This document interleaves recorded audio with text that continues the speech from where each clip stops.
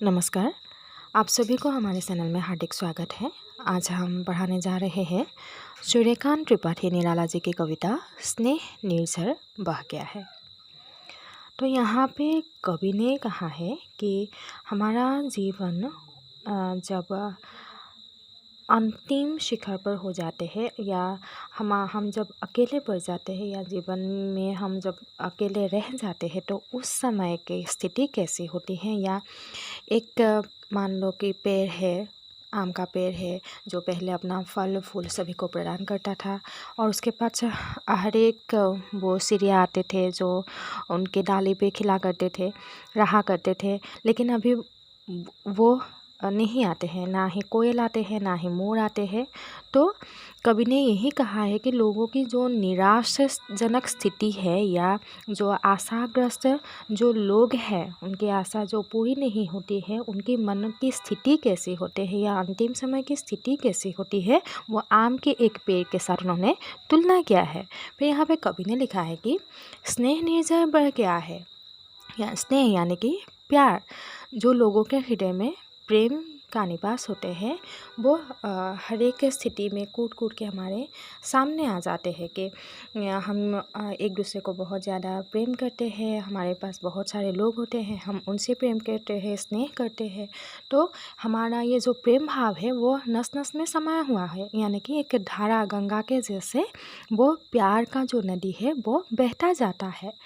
लेकिन फिर कवि ने कहा है कि रेत ज्यों तन रह गया है।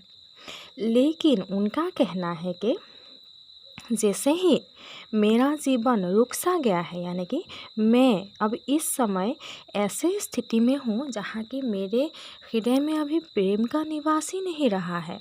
यानी कि जिस प्रकार एक आम का जो पेड़ है जब वो सूख जाता है तो उसके पास कोई भी चिड़िया हो या कोई लोग हो वहाँ नहीं जाते हैं, उसी प्रकार मेरे जीवन के आसपास भी कोई नहीं भटकता है। अभी मेरे जीवन में वो प्रेम नहीं रहा है या प्रेम का वो वातावरण नहीं रहा है, इसीलिए मेरा जो जीवन है वो सूख के समाप्त हो गया है। यह रेत थी, रेत बहता है, अभी यहाँ प्यार नहीं बसता है।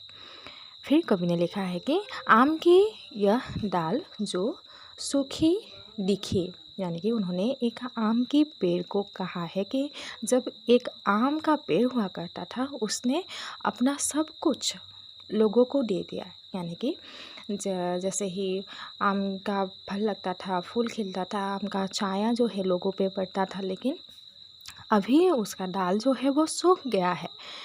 कह रही है अब यहाँ पी किया सीखिए।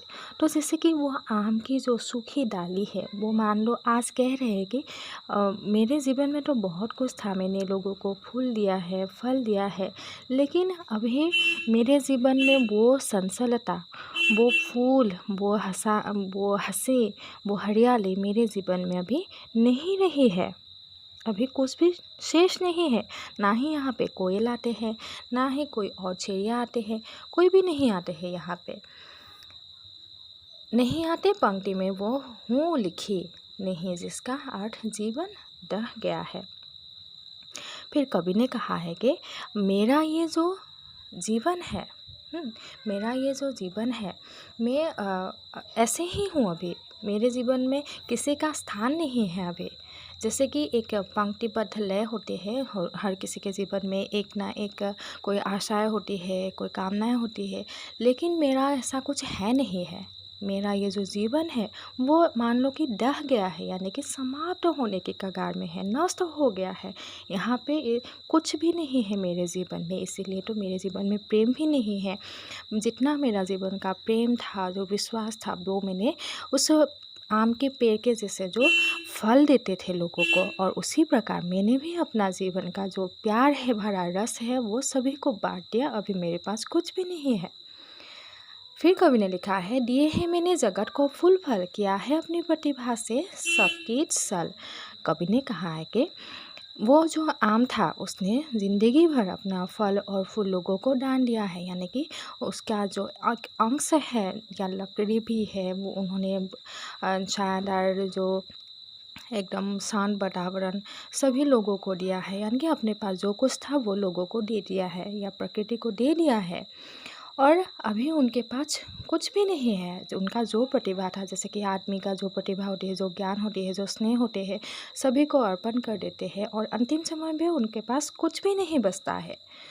पर अनस्वर था सकल पल्लवित पल, था जीवन का वही जो ढह गया है। और ये जो जीवन है, हमारा जो जीवन है, वो अनस्वर है, ये कभी भी मिट नहीं सकता है। और हमारा जीवन जो है पहले पल्लवित हुआ करता था, फूलों से सजी हुई थी, नई नई खुशियाँ था, नया नया प्यार था, बहुत सारे लोग हमारे पास थे। सारे लोग जब मिलते थे तो एक नया माहौल उत्पन्न हो जाता था या नया उमंग पैदा हो जाता था। लेकिन अभी मेरे जीवन एक ऐसी स्थिति में अभी आ गया है, जैसे कि लोग बूढ़े हो जाते हैं तो ऐसी स्थिति में जब उनका कोई भरोसा नहीं करते हैं या उनके पास नहीं जाते हैं, तो ऐसे व्यक्ति वो आदमी उस पेड़ के जैसे हो जाते हैं जो आम का पेड़ किसी काम का नहीं है। मतलब वो सूख गया है तो आदमी का हृदय भी उस पेड़ के जैसे ही सूख गया है। जीवन का अर्थ नहीं रह गया है, वो डह चुके हैं। अब नहीं आती पुलिन पर प्रियतमा, शाम ट्रेन पर बैठने को निरुपमा। तो पहले उनकी जो प्रियतमा है, यानी कि जो कोयल हो या अन्य जो चिड़िया हो, वो उनके पास आया करते थे। जैसे ही फूल निकलते थे, फल निकलते थे, तो उनके पास बहुत सारे लोग हो या चिड़िया हो, वो आया करते थे। और उसी प्रकार जब लोगों के पास प्रेम भरोसा सब कुछ होता है, धन होते हैं, तो लोग जो है उस आदमी के साथ जुड़े हुए रहते हैं या एक बंधन में बंधे हुए रहते हैं। लेकिन उस पेड़ के छाया में अभी कोई बैठने नहीं आता है, क्योंकि उसमें फल ही नहीं लगता है या ना फूल लगता है, ना वो छाया देता है, क्योंकि वो एकदम से सूख चुका है। इसीलिए कोई उसके पास नहीं आते हैं। बह रही है हृदय पर केवल अमा, मैं आलिखुत हूँ यही कभी कहा गया है। तो कभी का भी यही कहना है कि मेरा इस दुनिया में अभी कुछ भी नहीं है। मेरा जीवन जो है वो एक अमा यानी कि अमावस्या जैसा स्थिति हो गया है। मेरा जीवन जो है वो अंधकार में डूब चुका है, मैं आलिखित हूँ। तो कवि ने कहा है मेरे जीवन में अभी कुछ भी शेष नहीं है।